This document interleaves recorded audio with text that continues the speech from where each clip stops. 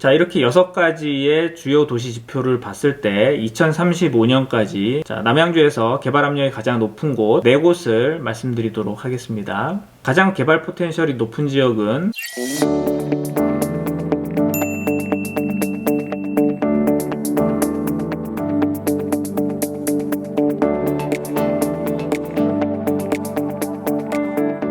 네, 남양주 도시기본계획 2035. 자, 남양주와 관련된 도시계획 중에서는 최상위 법정 계획이고요. 자, 현 시점에서는 지자체별로 나와 있는 도시기본계획 중에서는 가장 최신 버전이다. 이제 이렇게 볼 수가 있겠습니다. 자, 근본에 더해진 내용은 3기 신도시인 왕숙 2지구, 그리고 진접 2 공공주택지구, 양정 역세권 개발 사업들로 인한 개발 제한구역 해제, 자, 그리고 도시개발구역 지정 등의 변화를 반영을 해서 승인된 계획이고요. 자, 남양주의 특징을 잠깐 좀 살펴보면, 자, 경기권역 중에서는 서울 초인접 도시들 중에서 가장 면적이 넓은 그런 시가 되겠고요. 자, 서울시의 4분의 3 정도 면적이 됩니다. 자, 인구가 70만이 넘지만 뚜렷한 중심이 되는 구심점이 사실상 없기 때문에, 자, 비슷비슷한 규모의 중소규모의 시가지가 분산되어 있는, 자, 다핵형 그리고 도농복합형 도시라고 볼 수가 있고요. 자, 인구 추이를 좀 살펴보면 1995년도에 미금시와 남양주군이 합쳐져서 이제 남양주시가 출범할 때 당시 인구가 23만 명, 2010년도에는 56만 명 수준으로 2배 이상 증가를 했고요. 2020년도에는 70만을 돌파, 자, 현재 인구 74만 명, 자, 또 다산 신도시로의 지속적인 인구 유입과 그리고 3기 왕숙 신도시 준공까지 고려를 했을 때 2030년까지는 90만까지도 무난하게 도달될 것으로 예상을 하고 있습니다. 자, 기준연도의 인구 증가율로 봤을 때는 경기도 연평균 증가율보다 높은 1.96%, 산업 종사자 수 4.26% 증가, 주간 활동 인구 2.62% 증가 수치를 보이고 있기 때문에 도시 성장 패턴은 성장형 도시로 구분될 수 있습니다. 자, 산업시설의 특징을 잠깐 보면, 자,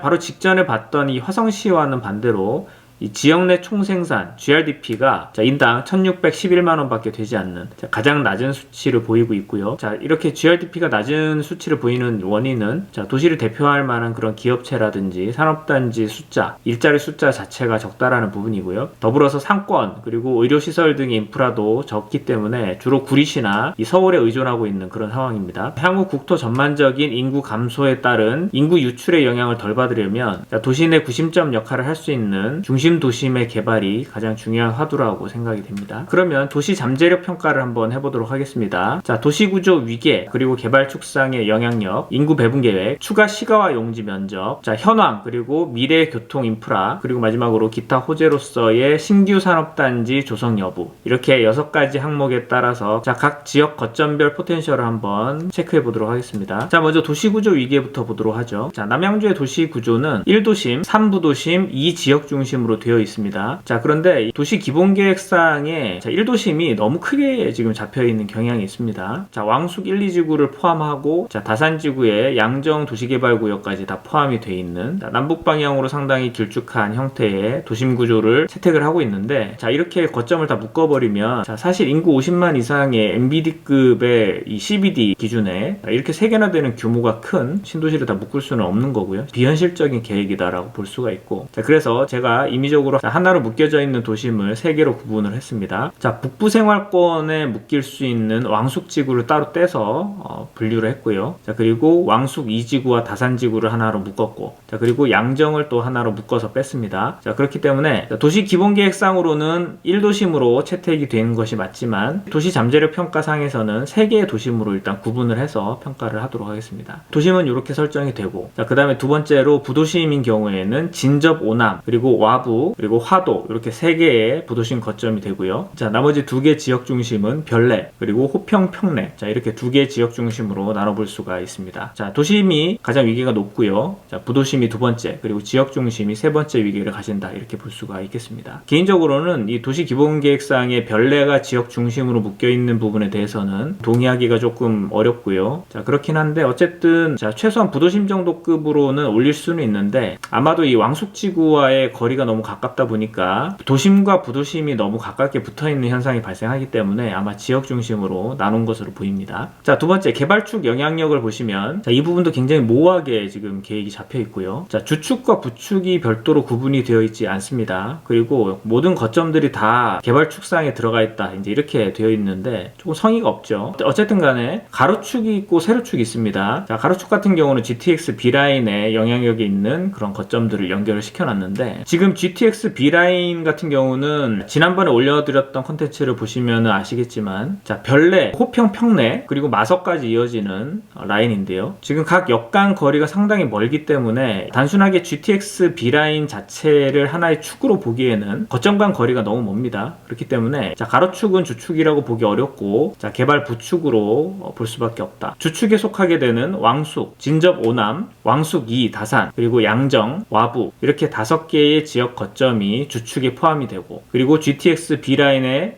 수혜를 받게 되는 별내, 그리고 호평, 평내, 화도, 이렇게 3개의 지역 거점이 자, 도시개발 부축으로 볼 수가 있겠습니다. 자, 세 번째 인구 배분 계획입니다. 이 부분도 상당히 명확하지 않게 지금 계획이 되어 있는데, 자, 생활권별로 다 묶여서 이 인구 배분 계획이 잡혀져 있고요. 자, 다만 남양주 같은 경우는 명확하게 지금 자, 신도시 계획이 잡혀 있고요. 특히 3기 신도시로 인한 인구 유입률이 과거의 별내 신도시 같은 경우만 보더라도 자, 70% 정도가 외부에서 들어오는 인구 유입이 상당히 높은 그런 사례가 있기 때문에, 자, 전반적으로 지금 명확하게 계획이 되어 있는 신도시 중심으로 인구 배분 계획상 영향이 있는 그런 거점들 간의 가점을 부과하는 방식으로 인구 배분 계획상의 포텐셜을 측정하도록 하겠습니다. 인구 배분 계획상 가장 많은 인구가 유입될 것으로 예상되는 곳은 북부 생활권의 왕숙 1지구고요. 자, 가구수 곱하기 가구당 표준 인구가 2.7 정도로 지금 보고 있기 때문에, 자, 그 수치를 계산해보면 왕숙 1지구가 계획 인구가 144,542, 자, 가장 높은 인구 유입률을 보일 것으로 예상이 되고, 자, 두 번째가 왕숙 2지구와 다산 38,907, 자, 양정도 마찬가지 비슷합니다. 37,503. 자, 이 두 거점이 두 번째로 인구 유입률이 높습니다. 자, 세 번째가 진접 오남 27,683. 자, 전반적으로 봤을 때는 왕숙 1지구가 가장 인구 유입이 높을 것으로 예상이 되고요. 그 외에는 왕숙 2 다산, 그리고 양정, 그리고 세 번째가 진접 오남, 나머지는 자연 증가를 제외한 별도의 외부 인구 유입 자체가 거의 없을 것으로 예상이 되는 그런 부분입니다. 자, 네 번째 추가 시가화 용지를 보시면, 추가 시가화 용지는 생활권역별로 구분이 되어 있고요. 추가 시가화 용지 면적이 가장 높게 잡혀 있는 곳이 자, 남부 생활권 왕숙이 다산, 양정, 와부, 호평, 평내가 되겠습니다. 4.79제곱킬로미터. 자, 두 번째가 1.84제곱킬로미터 북부 생활권 왕숙, 별내, 진접 오남. 자, 세 번째가 동부권의 화도 0.51제곱킬로미터가 잡혀 있습니다. 자, 다음은 교통인프라입니다. 자, 먼저 현황 교통인프라부터 보시면 경춘선이 있죠. 자, 경춘선에 직접적인 영향을 받고 있는 곳은 왕숙, 퇴계원역, 사릉역, 자, 호평, 평내, 금곡역, 평내 호평역, 자, 화도, 마성역, 이렇게 3개 지역이 되겠고요. 자, 두 번째 중앙선이 있죠. 중앙선에 영향을 받고 있는 지역은 왕숙 2 다산, 도농역, 자, 그리고 양정역, 양정, 덕소역, 와부, 자, 이렇게 3개 지역이 되겠습니다. 세 번째 진접선, 4호선 연장선이죠. 진접선에 영향을 받는 곳은 별가람역의 별내, 오남역, 진접역, 자, 진접 오남, 자, 계획철도입니다. 8호선 연장선인 별내선, 자, 2023년도 개통 예정이고요. 별내역의 별내, 자, 다산 역의 왕숙 2 다산, 이렇게 2개 지역이 영향권 내에 포함이 되어 있습니다. 자, GTX B라인, 별내, 호평, 평내, 화도, 이렇게 3개 지역이 영향권 안에 포함이 되어 있습니다. 자, 9호선 연장입니다. 자, 4차 철도망 계획에 반영이 되어 있고요. 강동, 하남, 남양주 철도라고 언급이 되어 있습니다. 자, 확정철도라고 볼 수가 있고요. 자, 영향권 내에 있는 곳이 왕숙 2 다산, 그리고 왕숙 1지구가 되겠습니다. 자, 추가 고속도로 계획을 보시면 제2수도권 순환선이 계획이 되어 있죠. 화도 IC를 크로스해서 진행할 예정이기 때문에 화도 지역이 수혜권 내에 포함되어 있다, 이렇게 볼 수가 있겠습니다. 자, 전반적으로 교통인프라상의 가장 큰 영향력, 포텐셜이 가장 큰 곳은 자, 3군데 정도가 되고요. 별내, 왕숙 2 다산, 그리고 화도, 이렇게 3군데가 되겠습니다. 자, 두 번째가 왕숙 1지구, 자, 호평, 평내, 자, 세 번째가 진접 오남, 양정, 그리고 와부가 되겠습니다. 자, 마지막으로 6번째 기타 호재로 산업단지 조성 예정 여부인데요. 자, 현재 남양주는 금곡, 광릉 테크노밸리, 진관 예정산업단지 외에는 추가 예정산업단지는 현재로서는 없습니다. 자, 이렇게 6가지의 주요 도시 지표를 봤을 때 2035년까지 남양주에서 개발 압력이 가장 높은 곳 4곳을 말씀드리도록 하겠습니다. 가장 개발 포텐셜이 높은 지역은 왕숙 2 다산지구입니다. 도시구조 위계상 도심에 속하고 개발축상 주개발축에 포함이 되어 있고요. 인구 배분계획상 두 번째로 많은 인구가 계획이 되어 있습니다. 남부생활권에 속하기 때문에 가장 많은 추가 시가와 용지가 확보가 되어 있고요. 교통 인프라상으로는 중앙선의 영향력을 받고 있고 8호선 연장 노선인 별내선이 예정이 되어 있고요. 9호선이 연장이 되었을 때 실제적인 수혜를 받는 지역이다. 이제 이렇게 볼 수가 있겠습니다.